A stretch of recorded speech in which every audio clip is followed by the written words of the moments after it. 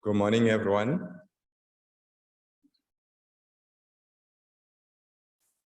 We hope that we all had a good night and ready to get started with the day. Very excited about this panel session this morning, and we are delighted to have each one of you here. I would like to, if you give me permission, I would like to propose that we do something a little differently for this session. We will start with, I'll give a few opening remarks, and then I'm going to invite you as the audience to pose any questions you might have before you hear the speakers. If you think about the topic, knowledge, the politics of knowledge production, what questions do you have before you hear from the speakers? And then we would like to put the speakers on this hot seat a little bit, like they should present, but also responding to the questions that you already posed. And Professor Yusef Waghid, we are very delighted to have you. The professor in education policy studies here at Stellenbosch University. Is our speaker this morning. And then Dr. Ashley Green from Michigan State University is going to be the respondent. But again, I would like for us to think about some of the questions we have around the politics of knowledge production. To help you think about those questions, I have a few orienting thoughts that I would like to share to kind of set us into this discussion about knowledge production. When I was finishing up my PhD at the University of Wisconsin in Madison, which is where Dr. Philip F. Young also got his PhD. So I was talked into doing a graduation ceremony, which I'm not very fond of. In fact, I think about a PhD as a piece of paper, but I also realize a lot of people think very seriously about it. So they convinced me to organize a graduation ceremony. So when we did, I got to think a little bit about this animal we call a PhD. We often think about a PhD as extending the frontiers of knowledge in your field of education. So someone explained to me and said, a PhD is you make a new contribution to your field. No one else has ever done that piece before. So you're extending the frontiers of knowledge. This is a pretty storyline, and I like it. And I think most of us do. But I think this storyline is, I think it propagates what I want to talk about as the facade of expertise, because it's built on the premise that someone has become a knower, an expert in their field of study. There's a visual that I requested Evandre to put up. So Matthew Might is reminding us in this visual of what I think is important when we become knowers, when we think that we know. I'm not going to go through every single piece, but his argument is, for better or for worse, PhDs are about depth in a very narrow line of work. It's almost like only a dent in a vast terrain of knowledge. So he also argues that a PhD is about learning more and more about less and less, to the extent that you come to a point where you know almost everything about nothing. That's how I was reflecting about my own PhD when I finished. And I think this session today about knowledge and the politics of knowledge, I would like to present it as an invitation to all of us, an invitation to humility, an invitation to come into this space as learners, not as knowers. When I feel puffed up about what I think I know, I should always remember that I probably know very little compared to what is knowable. So if you compare what we could know, everything that we could know, And what we know, it's a very insignificant portion of that. So that's the first thought I think I would like to invite you to consider in this session. The second one is, we might want to think about the issue of individual versus collective knowledge. This is especially important considering that we have spent a good chunk of this week thinking and talking about Ubuntu. And a key part of Ubuntu is the collective. So if we talk about knowledge production, and I prefer knowledge generation, if we think about knowledge generation, what's the individual and what's the collective pieces of that? Let's consider, for example, the structures that we have in place that privilege individual approaches like it. So the structures we have in place right now, think about publication. What it does is it privileges individual approaches to knowledge generation and knowledge dissemination, and not collective approaches. This is why even when I attempt to write together with someone, we have to think about a hierarchy. Who is the first author? Who is the second author? Who is the third author?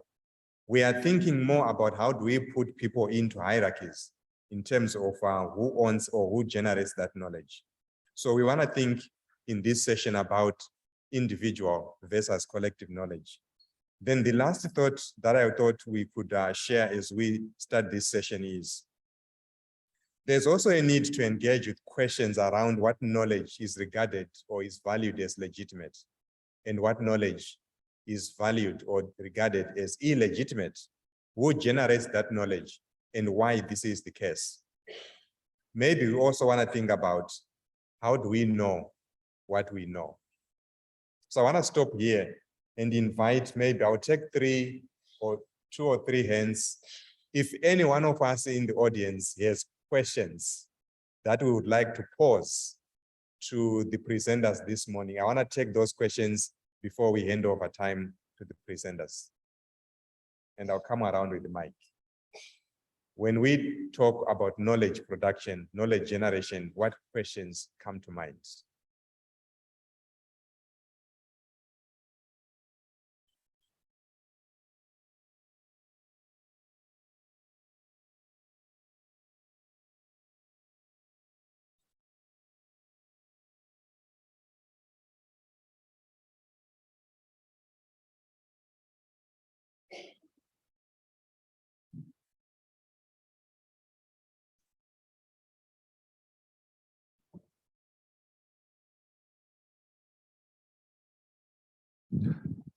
Thank you for allowing the audience to ask some questions.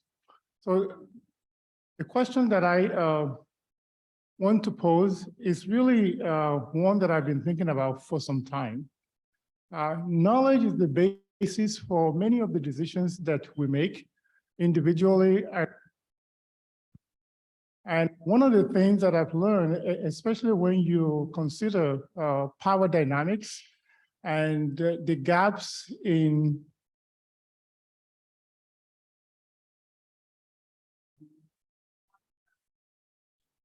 really disseminating.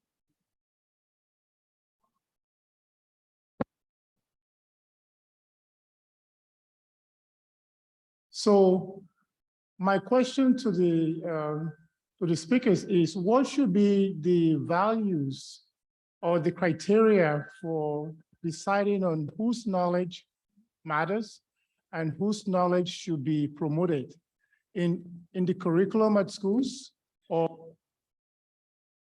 those knowledge would be used as the input for generating the decisions that are being made that affect the lives of many people? Thank you so much. I'll take two more if anyone wants. There's a hand over this side.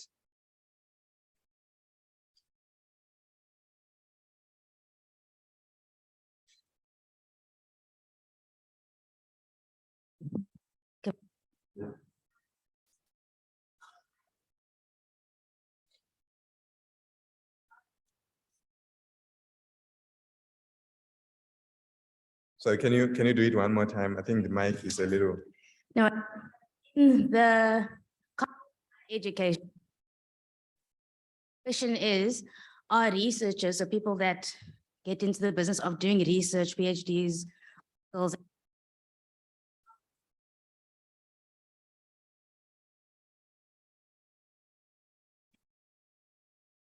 Thank you. Thank you.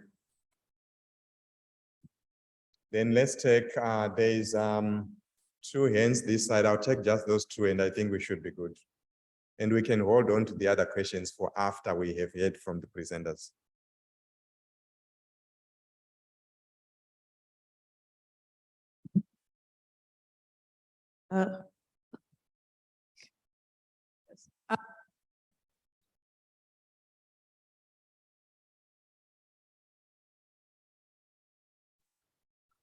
Sorry, Lillian, There, yes. yeah, let's try that. How can you make knowledge more accessible to multi-generational groups? So I work with kids and parents, but also comes with their caregivers. So nannies who don't speak English, or it comes with aunts and uncles, brothers and sisters, but they all have different generational knowledge. But how can you make it so that knowledge that everyone should know is palpable to multiple generations in like one go, and you don't have to explain it. There we go. You don't have to explain it necessarily where only one generation and the other one doesn't understand what's happening. Okay, thank you. Then the last one. Okay. So a lot of times Ubuntu is associated with sociology and philosophy. But if we were to expand Ubuntu out, what kind of applications and questions should Ubuntu raise regarding, say, economic policy or economics in general as a pathway to create social wealth or to optimize, you know,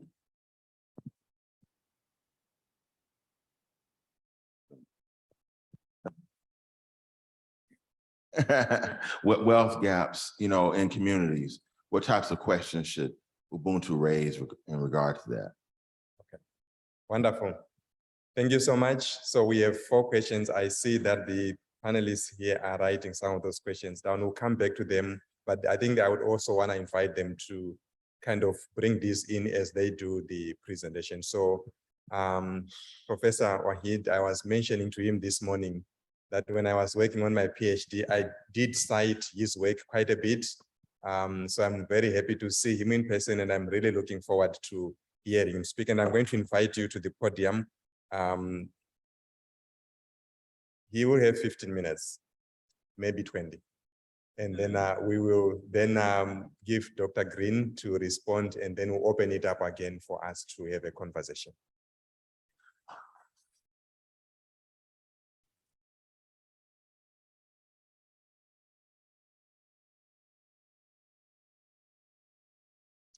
Thank you very much for that kind introduction. I thought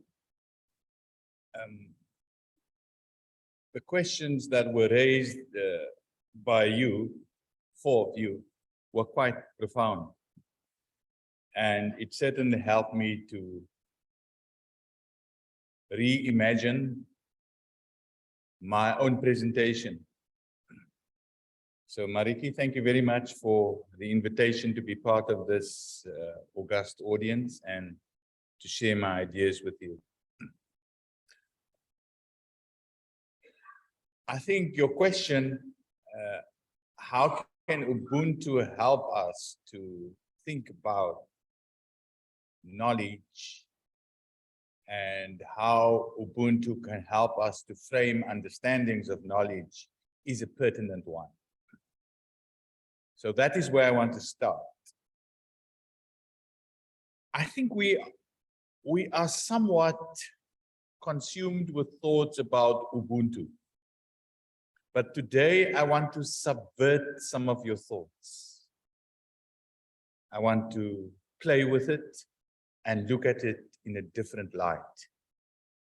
And maybe it might sound as if I will enunciate some views that are oppositional to a particular understanding or understandings of the notion of Ubuntu. I have, throughout my works, looked at Ubuntu as human dignity and human interdependence. So if I take that particular concept, where it comes from, the famous expression, Ubuntu, Ngumuntu, Ngabanya, Abantu, a person is not a person without other persons, or a person is a person through other persons. But that's, for me, a very constrained notion or constrained translation of the concept of Ubuntu. I'll tell you why. If one says that a person is a person through other persons, then you introduce what has become in education such a indefensible form or indefensible proposition to espouse a particular idea of education. How do I become a person through other persons? That means that you're putting up my becoming a person as necessarily dependent on other persons, their thoughts, their practices, their ideas. So I cannot become anybody else without through their agency. Now, why I say that is a constrained idea of education, and specifically higher education. If you are always going to rely, I can speak without the mic, but you have technology.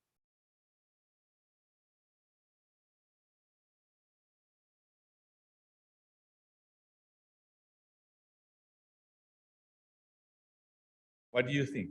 Should I mic or? Okay, okay. All right, okay. So if I claim that I can become a person through other persons, then I already acknowledge some kind of authority that has to sanction my becoming a person. And that takes away some of my freedom or my autonomy. If I always have to rely on the authority of others to shape me, to guide me, then it does restrict my own exercise of autonomy or freedom. So that is why the preposition through is somewhat problematic. And that's why I prefer to talk about a person cannot be a person, or a person is only a person with other persons.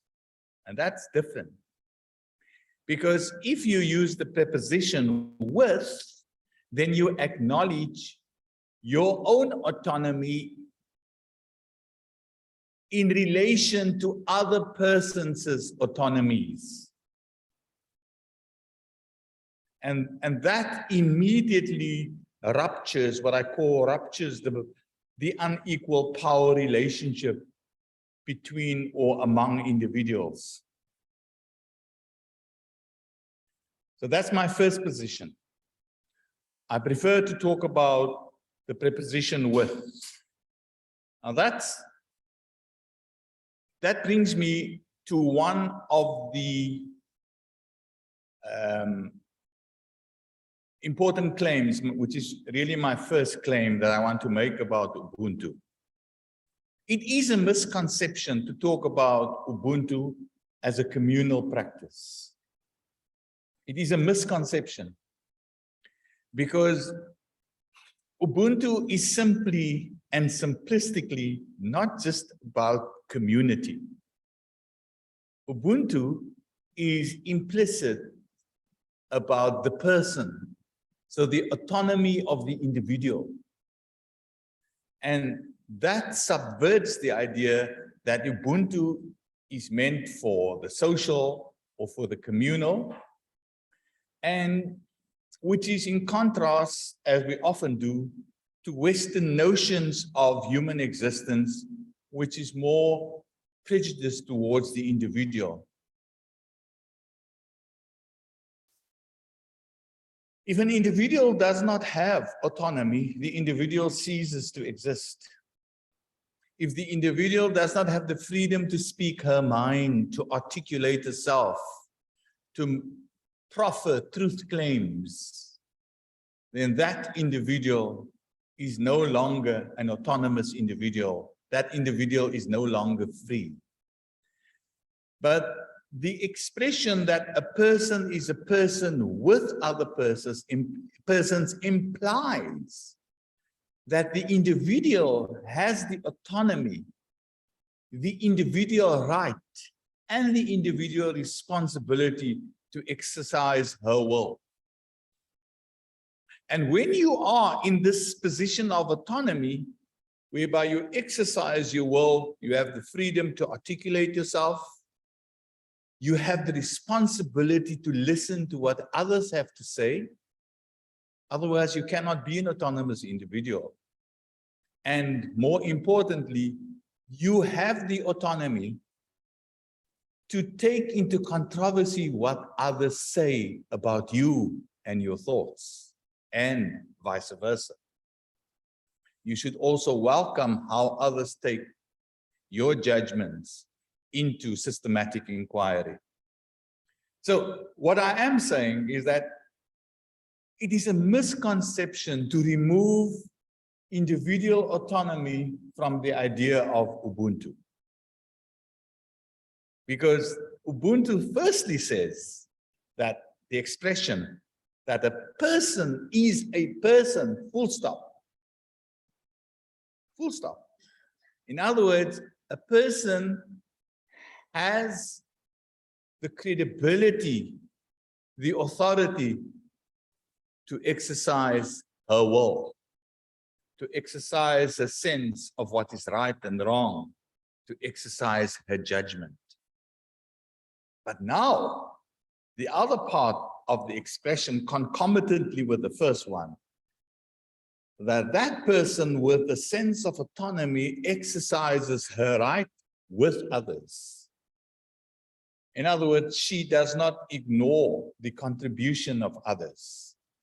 She does not ignore the presences of others. But the point is, how is that presence recognized? How is that presence recognized? It cannot simply be that a person speaks and others only listen. And it cannot simply be that a person listens and others merely speak. There has to be a sense of the word is engagement with the other. And I call that a particular encounter. And that encounter takes on a different form, which gives more impetus to the idea of Ubuntu, because you're doing things invariably with others, meaning to hold you in relation with others, there has to be what I would call a sense of deliberative engagement. It is deliberative engagement which coerces you to listen and talk back, to listen and criticize or critique, which is a better word. Because critique does not necessarily mean that you annihilate or eliminate or exclude or undermine the points of views of others, but you rather proffer something else that is more tenable than what has been said. So it is deliberative engagement as an encounter that hold persons together with others. If there's no deliberative encounter, there is no reason for coexistence. There is no reason for co-belonging. There is no reason for collaboration. Because then we are merely participants who are passive. So the question that was asked, which I thought was quite pertinent, are we transmitters of knowledge, conveyors of knowledge, or are we persons who articulate knowledge or producers of knowledge? I think what Ubuntu makes us realize is that in as much as you have something to say, so others who listen to you have something to say. So we are jointly persons who convey with the expectations that others critique us, and then we rethink and reproduce. So in that sense, the relationship is not transmission versus production, but the relationship is one of deliberation, transmission, and production. So you are not a producer of knowledge only. You are also a transmitter of knowledge. So there are sometimes that we tell our students what to do. But there are other times that we expect our students, on the basis of our telling, that you are wrong. So there's the expectation that we are being critiqued for what we say, for what we articulate. And in that sense, we become what I would call deliberative producers of knowledge. So there's a sense of genuine knowledge production that manifests because there's an opportunity to articulate. It's not the professor's words that is authentic alone. And to come to your question, it's the question which the famous philosopher Alistair McIntyre asked so many years ago in quite a phenomenal book. Whose rationality, whose being, whose voice, whose argument should prevail? So whose argument should prevail is whose argument is more substantive. And the substantiveness of the argument only unfolds because of a consequence of the deliberative engagement that has to exist. So it's not that the professor has the most competent answer or competent argument or the most tenable argument. Is that the professor provides reasons as to why her argument is what it is. But likewise, a student has the capacity to critique the professor and point out, but that's perhaps a flaw. That kind of deliberative engagement nullifies the prospect that we can ever talk about authoritative knowledge in terms of positionality. And that's why the PhD is not a product of knowledge. The PhD is merely a pathway towards the ongoing cultivation of knowledge. So it's not as if the PhD is the completed product and now you have landed and now you have made it. The PhD is merely the gateway towards the ongoing pursuit of knowledge. It's the gateway because you are equipped with the competence, with the skills, with the capacities to look at knowledge as it could be otherwise. And this brings me to my final point. So whereas, just to recap, whereas an Ubuntu conception of knowledge implies a strong sense of autonomy, that the individual's perspectives, the individual's understandings of knowledge are not undermined, but also concomitantly together with a deliberative perspective of knowledge, that you can provide a justification based on claims that are plausible.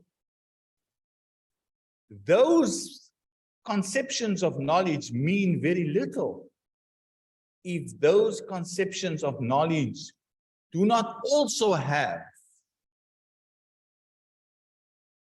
an idea of transformation or change in mind. So it has to be, I mean, it's the old Greek concept that we produce knowledge for human flourishing. We produce knowledge to enhance a better society. We produce knowledge for better co-living. We produce knowledge to become more just human beings, I would argue.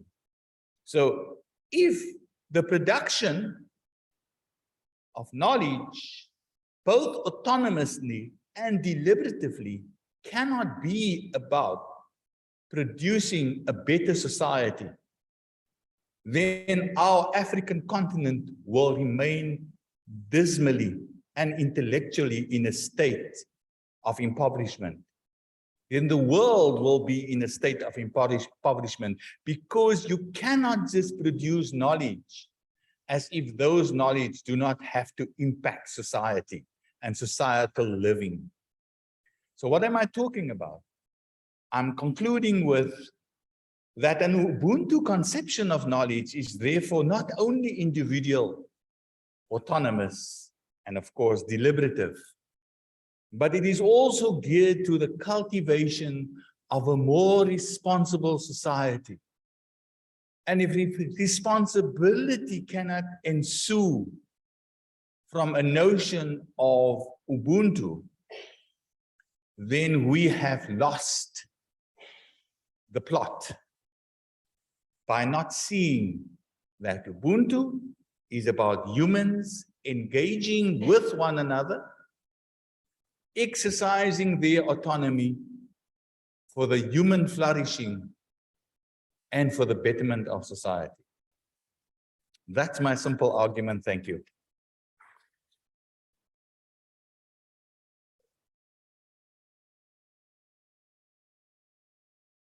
Thank you, Professor Waghid. And I think where you ended is a place where I would like for us to come back during the question and answer session. I would imagine that we have structures in place right now whereby we produce knowledge to get tenure, for example. And whether we are stuck in a place where we are forced not to produce knowledge for the betterment of society, and how we can reconcile those demands. So Dr. Ashley Green, 10 minutes, and then we can switch into discussion.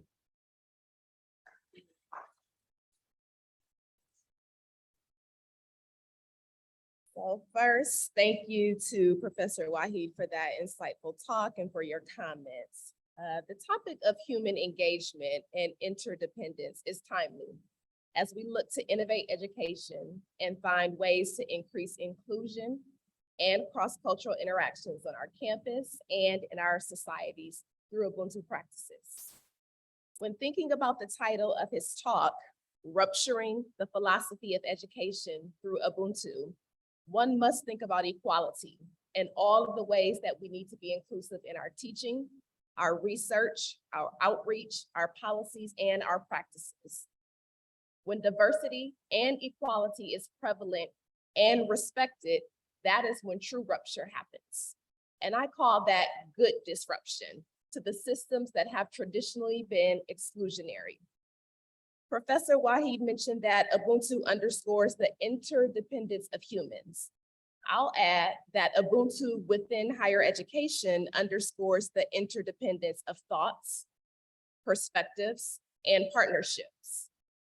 Ubuntu promotes thinking differently, but accepting the difference and the diversity in the exchange of ideas and concepts.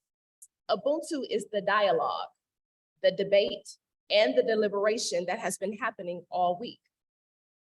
Ubuntu enables collaborative engagement across the globe and the infusion of multicultural influence into local environments, also referred to as global, which is a mix of global and local contexts, and ultimately the interconnection of global and local issues.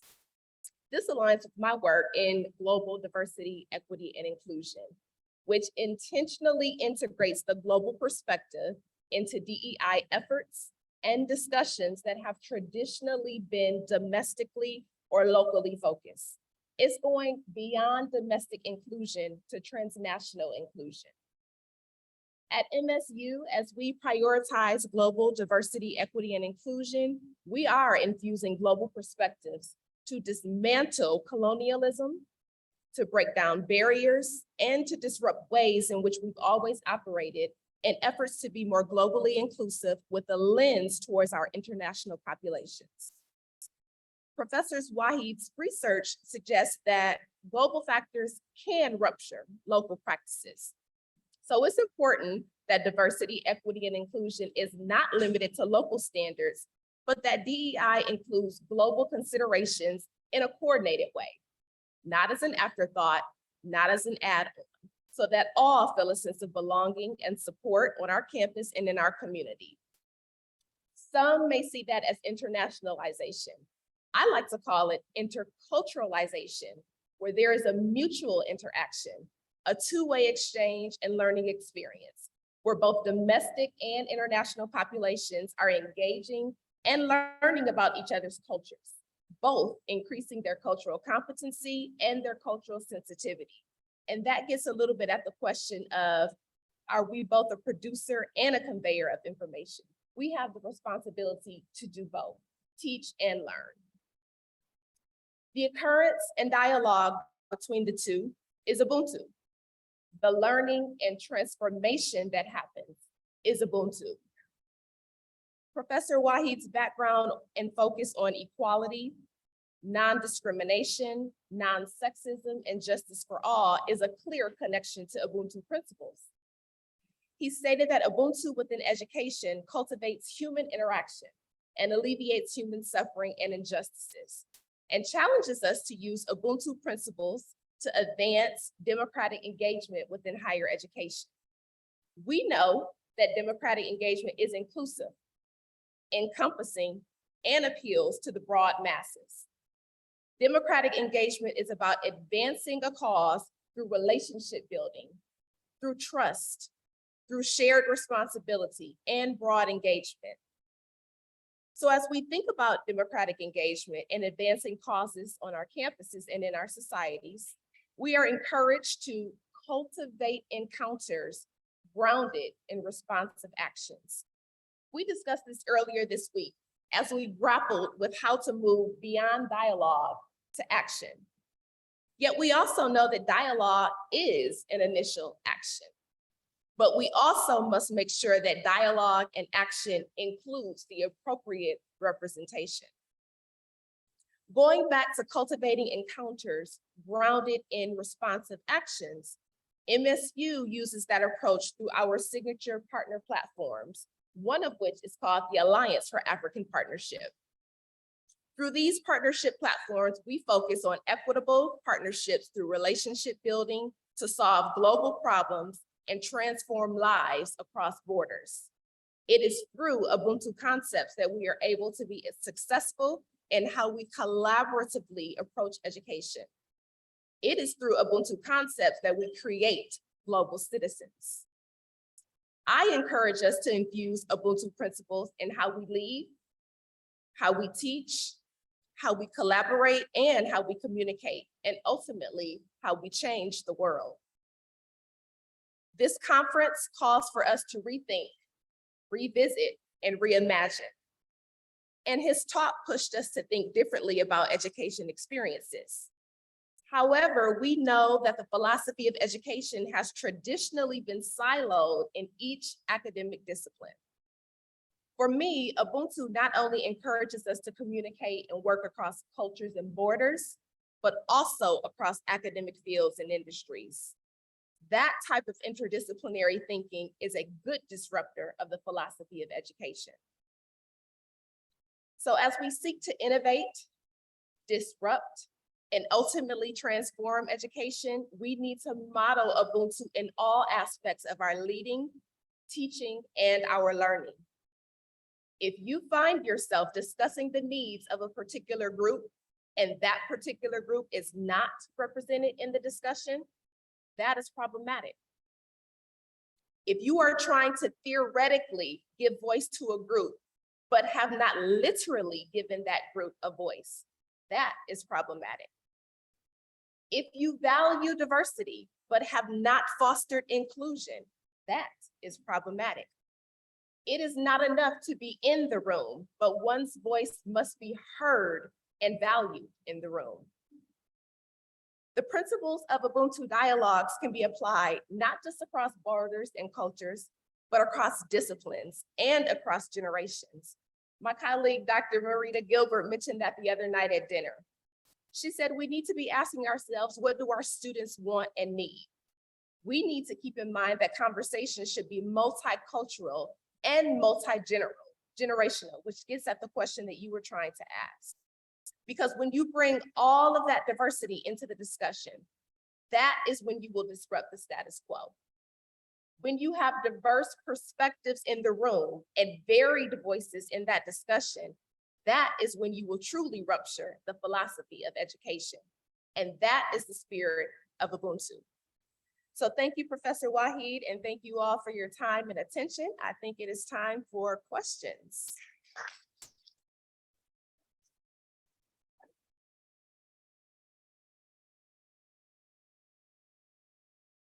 Thank you, Dr. Green. We do have 35 minutes for engagement. So I do think we are having issues with our mic. So if you guys don't mind, I would love to invite 4 people who have questions to come up to the front. Then you can speak from the podium. That way we can all hear without the disruptions that are not, that are kind of not getting us heard in the room. So I see one. Feel free to come down if you have questions. I'll take 4 for now, and then we'll hand over to the panelists up front.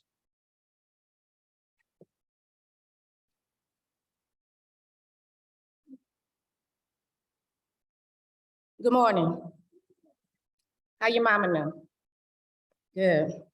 So this was a profound conversation, and I appreciate the pushes at expansion and maybe even disrupting the thought of Ubuntu. I just wanted to push back a little bit on the thought that it's not through. Because no matter, everybody in here, no matter your religion or what origin story you ascribe to, there is not a person here who has not come through at least 4,904 generations of other people. So I think that while yes, Ubuntu is beyond community, I think it's more about humanity. And if we understand that all of humanity, right, is integrally intertwined, that helps us make better individual and community decisions. So I just want to give the through another thought.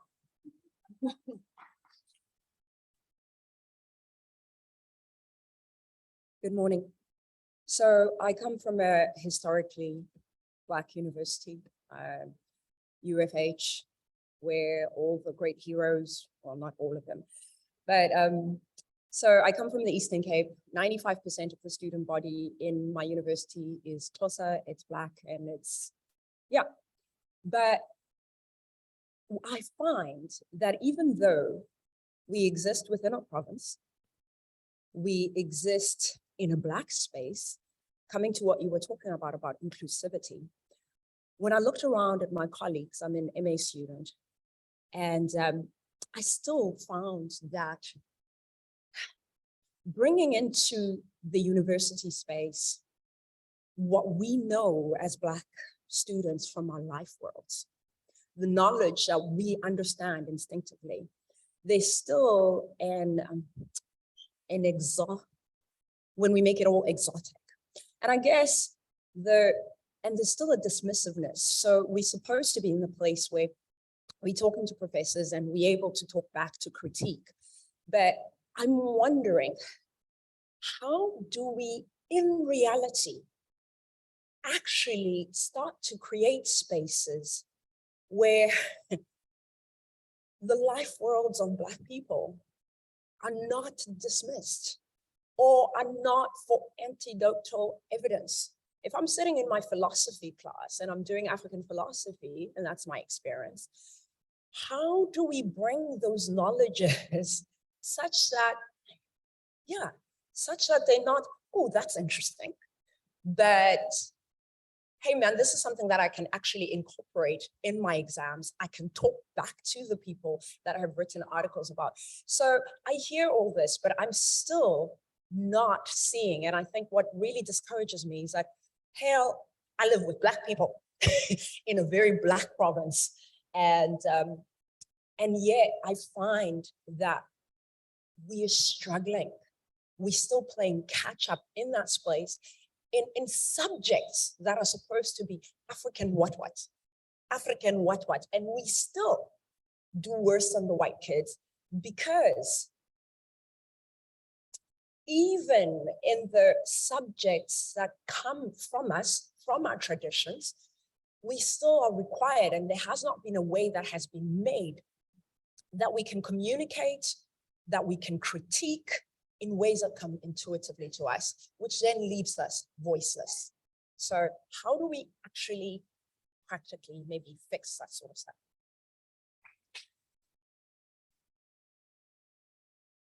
Oh, what? Sorry, I snuck behind you. I had one question.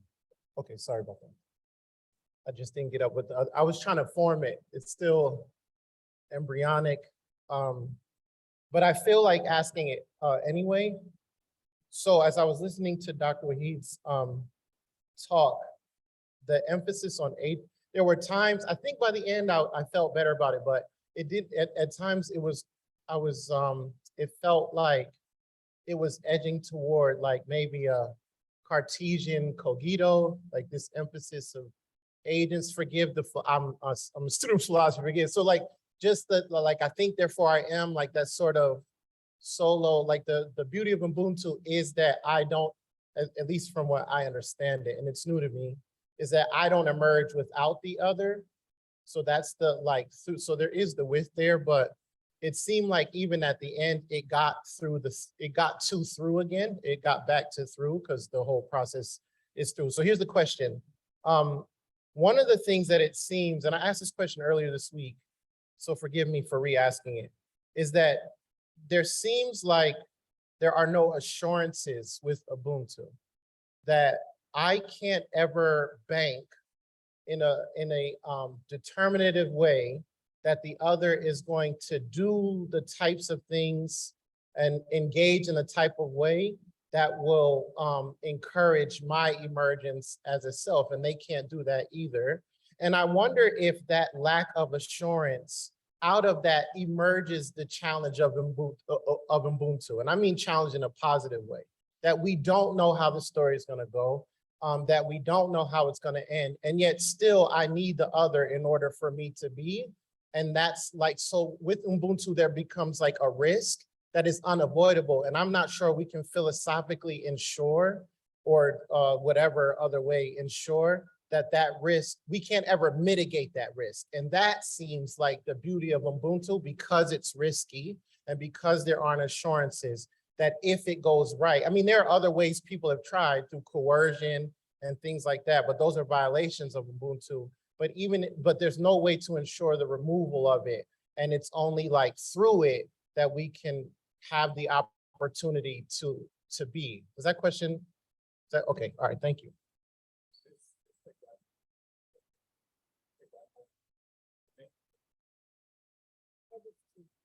Good morning, and thank you for allowing me to ask a couple of thought-provoking ideas that emerged from both of you speak. One is, if I'm on an island by myself, can I still have Ubuntu and practice Ubuntu in isolation? And how does that look and how does that feel for people in desert lands, my sister, wherever she went, to still embrace and embody Ubuntu? Theory versus practice, that concept of theoretically versus actually practicing Ubuntu.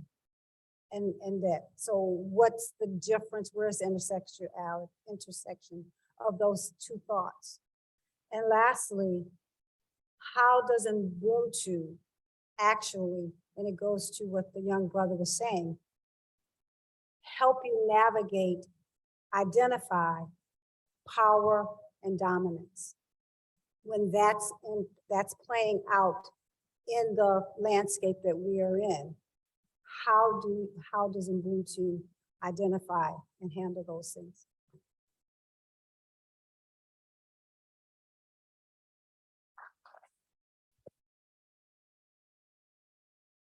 These are philosophically profound concepts and questions. I thought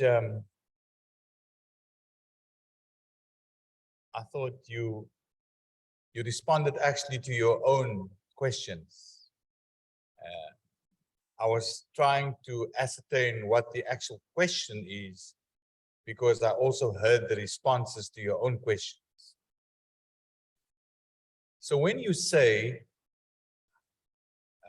I'm not going to mention names and first and second question, so I take your questions generally. When you say that Ubuntu makes you feel uncomfortable in many ways because it's too risky, that's a good feeling. Because like education, Ubuntu is meant to make you feel distressful. Why? If you ever thought about Ubuntu as a fixed, finalized, conclusive concept, that doesn't exist. I heard this criticism so many times. Africa has lots of social dystopias, challenges, dilemmas. Some call it child wars, some call it human trafficking, some call it drug abuse, some call it domestic abuse, and so many.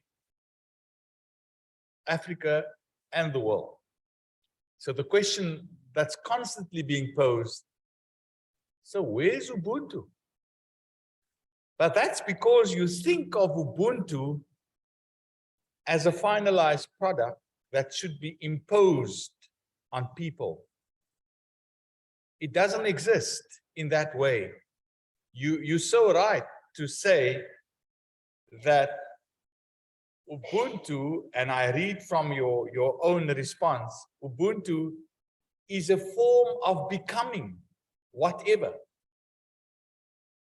As the situation arises, so Ubuntu becomes.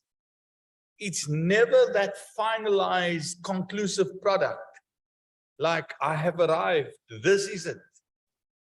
It's adaptable, that's why it's Ubuntu. It's flexible, it's ever-changing, it's ever-evolving. It doesn't come in a pre-packaged form and being imposed. It is constitutive of the society in which you live. It evolves out of the society based on the fact that people respond to a particular situation. It's like saying, I co-belong without any conditions of belonging. I don't have to be X, Y, and Z. And that's why I am uncomfortable with the use of race. Because in my head, that doesn't exist. I am uncomfortable with talking about black and white, because I think what it does, it constrains the conversation to advance. So when I say I'm uncomfortable with black and white, is because I do not wish and want and desire black and white to dictate the conversation, rather that what comes from an apparent black and an apparent white, what comes from that, what is articulated through the agency of a black and a white, if it exists, that should be under discussion.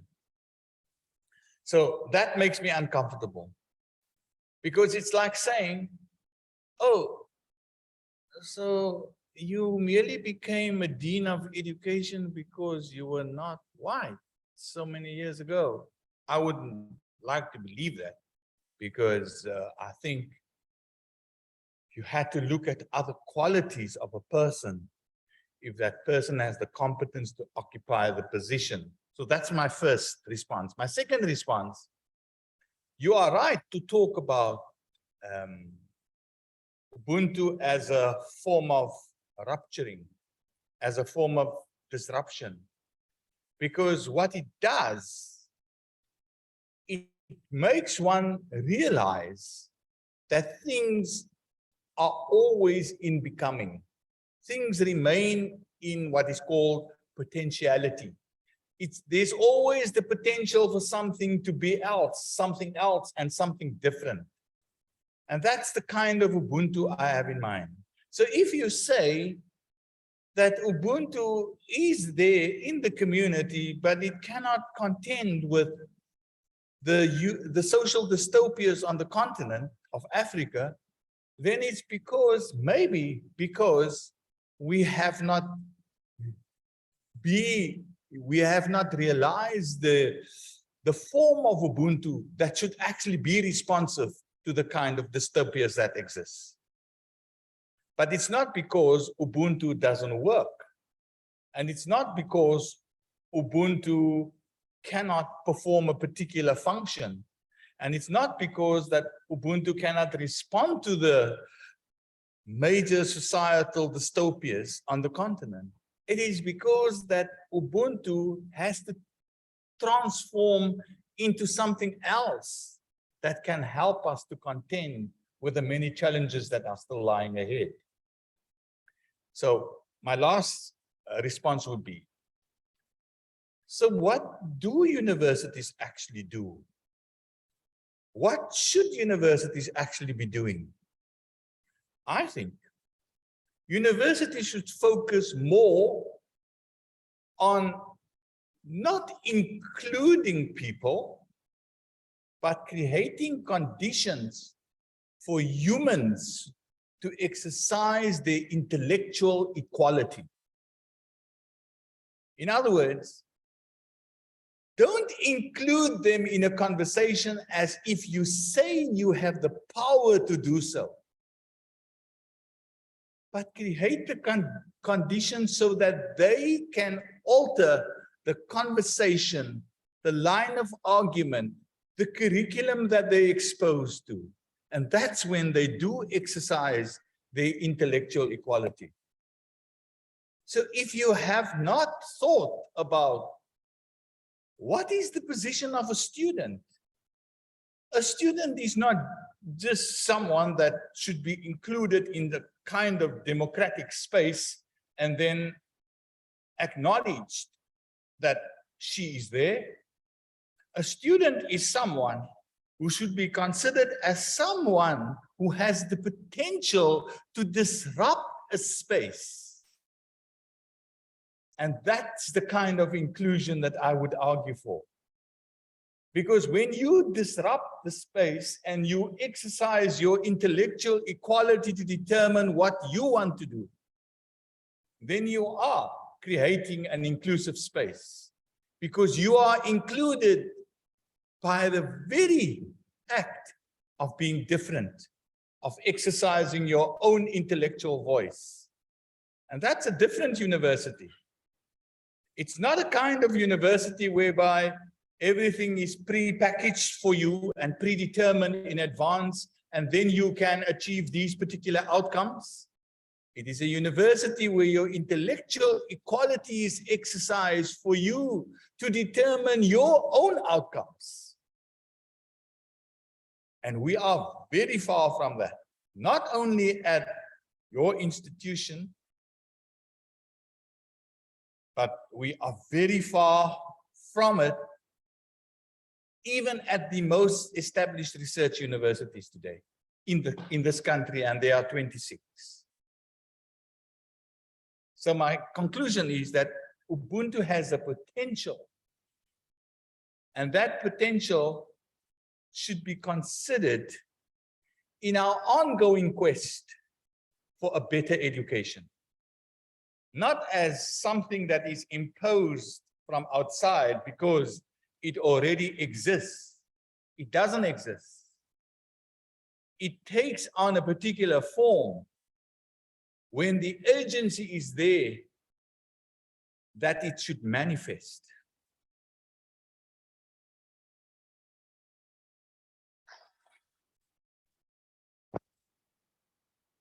So I'll try to answer a few of those questions. First, to the young lady who talked about maybe sometimes feeling voiceless. What I would say to that is keep talking, keep persevering, keep making your voice heard in the room. Even when you don't think that your voice is being heard, trust me, they hear you, they see you.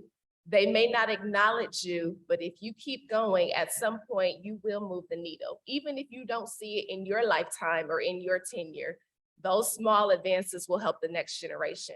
So continue to work on that. Also, there was a question about how do we know when knowledge matters or to whom we should receive the knowledge from. And I would say when making decisions about a group, that group needs to be consulted and heard, but also understood, because it's helpful to know where someone has been to help them get to where they're going. So if we take the time to understand people's journeys, people's background, people's perspective, that will help us in helping make decisions about them and what they need to accomplish. So all voices matter, all decisions matter, context matters, perspective matters. So I wouldn't say that there is one group or one individual whose voices matter the most. I think you were asking, how do you determine who to listen to? How do you determine who to take guidance from? I say everyone, because everybody has something to contribute to that discussion. And we talked a little bit about race being uncomfortable. I understand that there may be some discomfort in race, but I also think it's okay to call it out. It's okay to celebrate it. It's okay to embrace it because it's who we are. And for me personally, if you cannot see race, you cannot see me, because it is a part of me. It is a part of my experience. It is a part of my journey, my triumphs and my losses. It also informs the way that we see things, and it adds a layer of fabric to the discussion.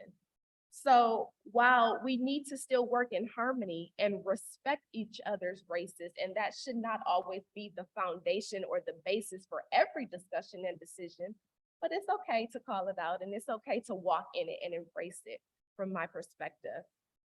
I am trying to recall a few other questions. Okay. So thank you to both of you. I want to go back to where we started, where we position ourselves less so as knowers, but as learners.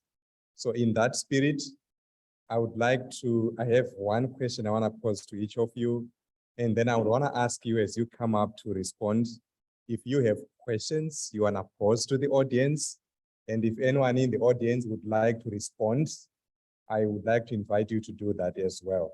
So Professor Waghid, I'm wondering, what you think about PhD dissertations and thesis, master's thesis or so on. I spent, in my case, I think it was about 7 years trying to get the PhD. I don't think there are like 10 people who read my dissertation. If I spend that much time working on this dissertation that no one reads, I would like for you to talk a little bit about what that means in terms of knowledge production, but knowledge generation as well. But also the relationship between, when we do research, the relationship between the researcher and then the researched, the people we go to, we normally call them research participants. Whose knowledge is this? And when I end up publishing out of this engagement with research participants, maybe let's talk a little bit about what ethics, the ethics piece of that piece. So when you come up to respond to that, then once you are done, I wonder if you have a question to pose to the audience, you do that as well. Then Dr. Green, the work that you do around global DEI, there is something that's quite concerning about universities because they are self-perpetuating. And in as much as we critique universities, we also love them. We love them. That's why we work in them sometimes. So there's a contradiction here between critiquing universities, but also actually wanting them to continue. That's where our bread is buttered. So there is a piece about talking about universities as wanting to change, but actually wanting them to remain the same. And how are those contradictions part of what we can think about in business? We want to change them. And when you come up to respond, if you have a question you want to pose to the audience, we have about 15 minutes, I think. Actually, 13 minutes.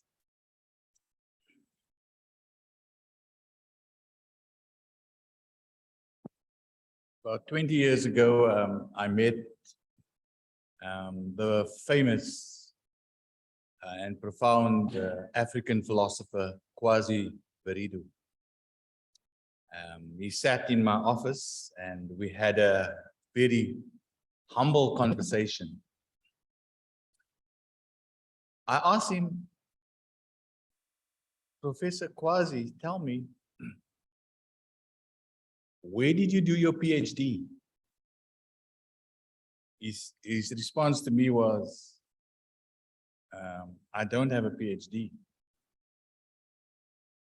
So then I had to ask him the next question. Where did you do your master's? I don't have a master's. The thoughts that went through my mind, this renowned Professor Kwasi Beridu, the African philosopher, who was based, he died 2 years ago now. And I was trying to get hold of him again after 20 years. And then his son told me he died. This African philosopher who settled in Florida in the US, Tampa, he was at Tampa University. He doesn't even have a master's and a PhD. And if you read his works, you will understand and realize the profundity of his arguments and how he advanced the African discourse of philosophy. It's partly because Kwasi Beridu was so vociferous in his argumentation for an African philosophy that it exists today. Now, the man never had a PhD. He wasn't concerned about it. He was a Cambridge graduate. He said that his degree was sufficient for him to understand and write about philosophy. And that was quite profound at Cambridge.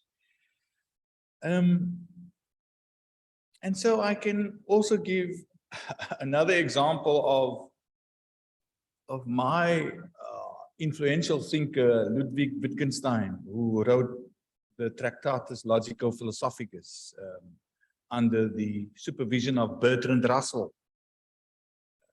It wasn't meant to be it was meant to be a treatise, but it wasn't actually meant to be a PhD. But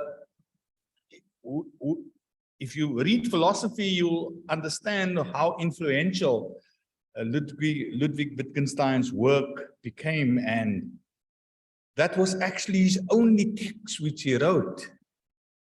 And posthumously, the Philosophical Investigations was published as a second book.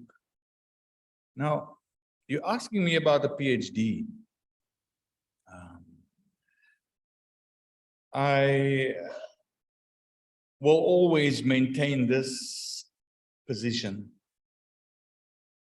If the PhD is meant for you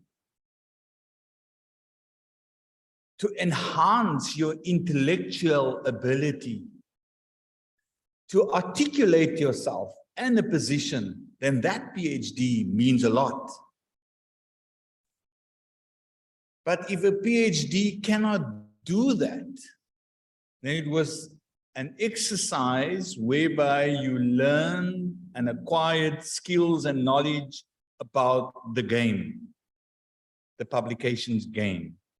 And I tell my students, there's no harm in doing a PhD to improve your visibility in society or to improve your chances for promotion.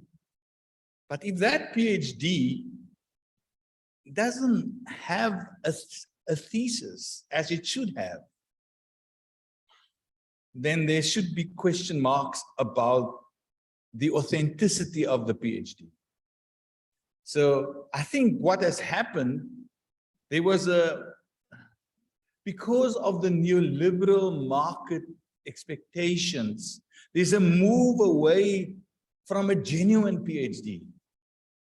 So there was a move away, sometime it happened, that the credibility, the plausibility of the argument is of utmost importance rather than the actual text itself. Nowadays, I'm too shy to speak about my own PhD journey, but I can tell you this, what I've encountered in my life when I came with a PhD to my institution, I was asked, what kind of PhD do you have? So I suppose that was a legitimate question at the time. But if I have to think about it,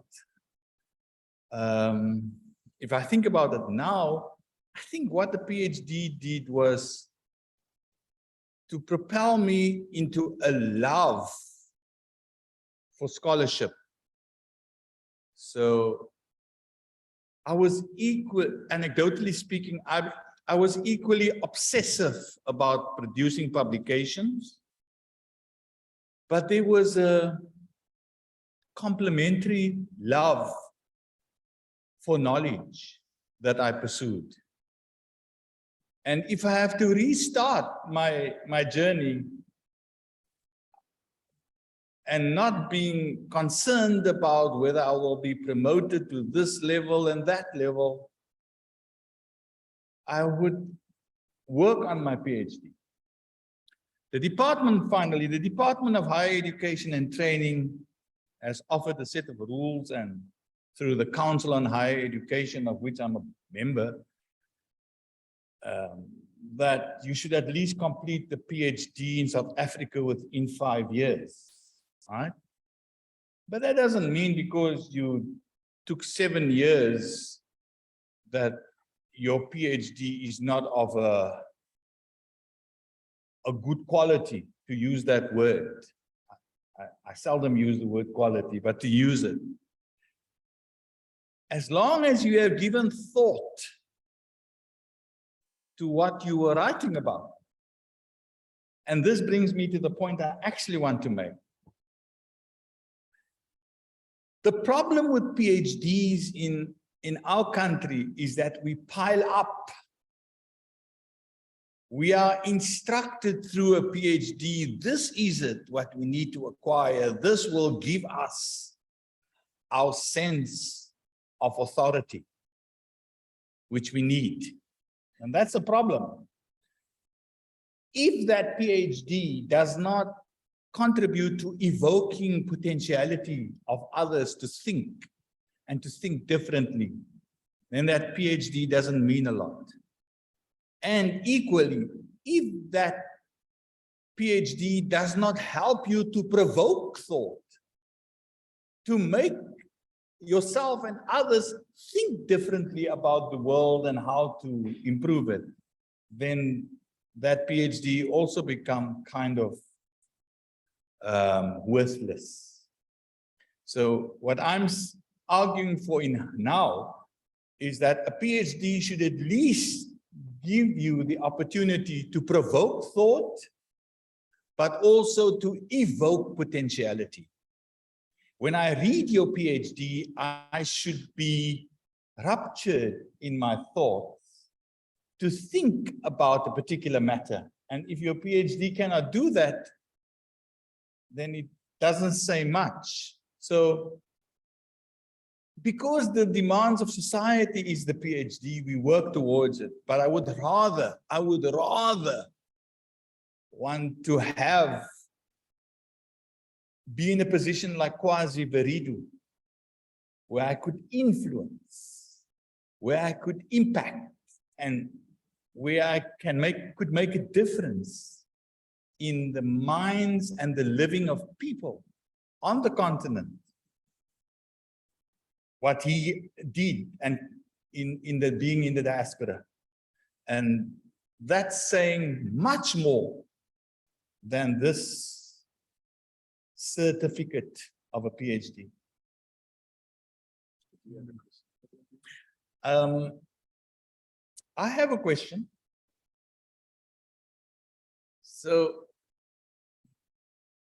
if the PhD is the ultimate qualification of a university graduate, what you and she aspire towards, what do you think your PhD should be doing?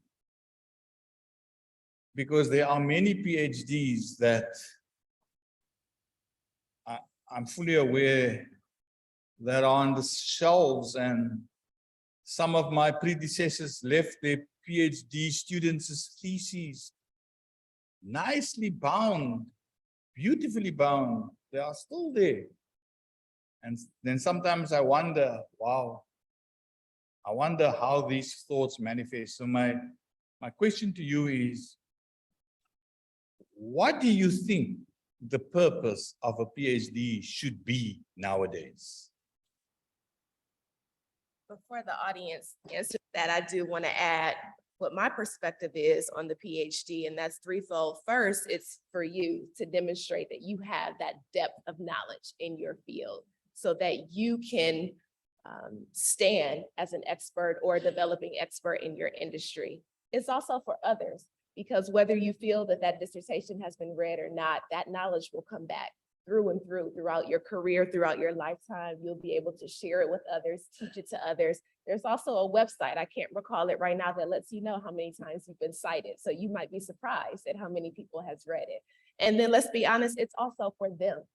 Meaning for some of us, that PhD is a symbol of credibility to let them know that we can read, we can write, we can publish, we can research, and we can aspire to the highest levels of education. So that PhD is for you, for others, and for them, in my opinion. Audience.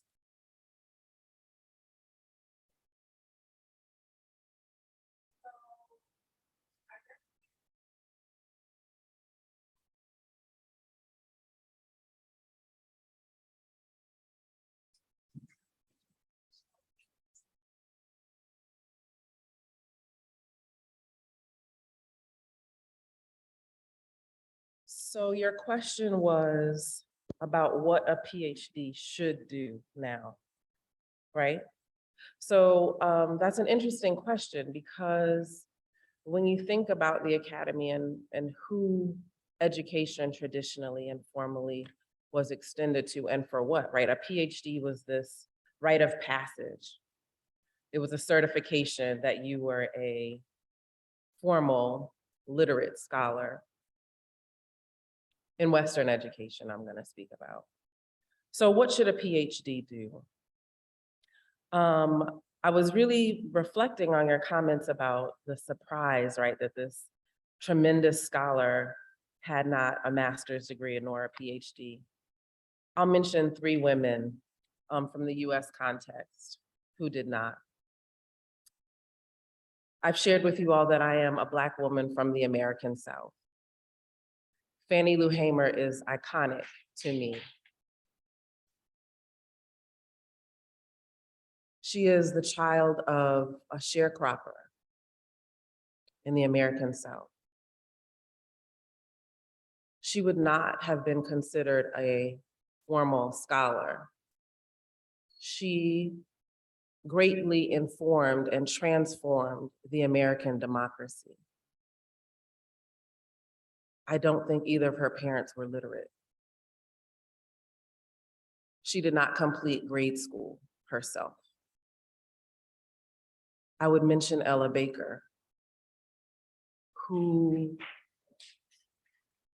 influenced not only Dr. Martin Luther King, who is greatly accepted internationally as one of the greatest minds. She also supported young people in the SNCC movement, empowered them, gave them voice, made space for them, and held space for them.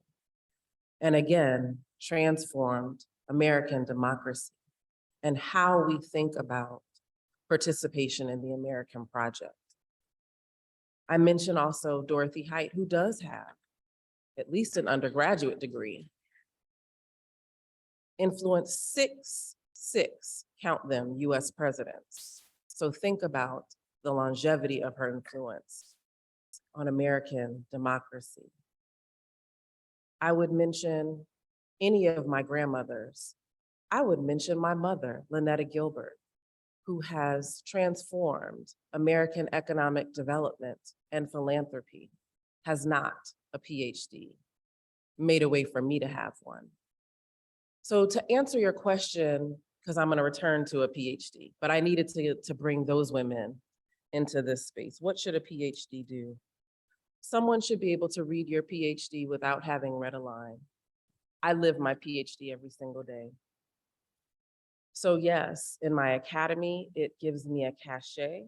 It says, this is Dr. Marita Gilbert, one of a very few Black women, and yes, it is important that I am considered both Black and woman. One word, no space in between. I am one who pushed through, was resilient, floated on the prayers, tears, sacrifices of my ancestors to do so, thrived in a STEM field where there are very few that look like me, work in a medical college, an American medical college. Yes, it gives me certification, validation, and credibility, as Dr. Green says. But let me tell you, when I go home, and sometimes even walking down the street, my PhD says, to children who may not know my full story, but when they hear that I am Dr. Marita Gilbert and Dean Marita Gilbert, it says to them, I can become. So that is what a PhD should do. It should not be something that someone has to read every line of. Perhaps they become irrelevant, Upenyu, when they sit on the shelf. Mine does not. I walk it, I live it, I breathe it, and I make it real for those in my community every day. So that's what my PhD does for me. That's what it does for my community. I would imagine other people would answer that question differently. I invite them to do so. But I just wanted to say that we don't need those stamps of validation to change not only our communities, to change not only academic institutions, but the countries that we live in. And as Ashley was challenging us to think about, it helps us to change the world as global citizens.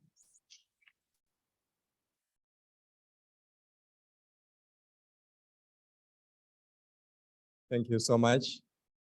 This brings us to the end of our session as we need to go to a break and then transition to the next session. But I think these are conversations we can continue as we do the tea break. Thank you again, everyone, for being here for the session.